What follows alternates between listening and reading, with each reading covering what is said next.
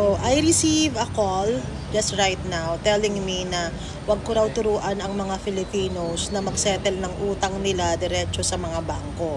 Kasi daw, affected na yung mga negosyo nila.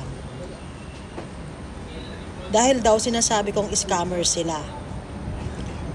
So, apparently, ang pagkakaintindi ko doon sa sinabi niya is affected sila kasi yung isang vlogger ang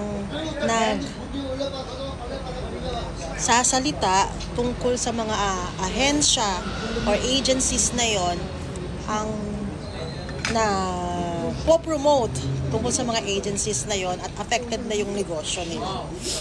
Kasi daw sabi ko, scammer daw sila. Sabi ko, unang-una, walang masama na sabihin sa kapwa ko Filipino na magsettle sila ng utang nila.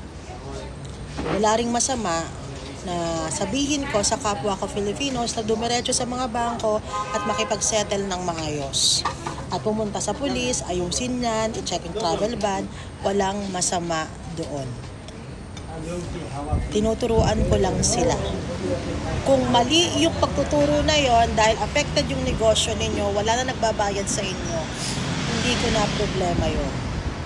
Ang sinasabi ko lang is if you are really helping Filipinos, di sana wag nyo na lang silang singilin sa tuwing makakabayad sila ng utang nila. Yan, nilang naman yung sinasabi ko. So, you should not be affected if you're not doing anything wrong.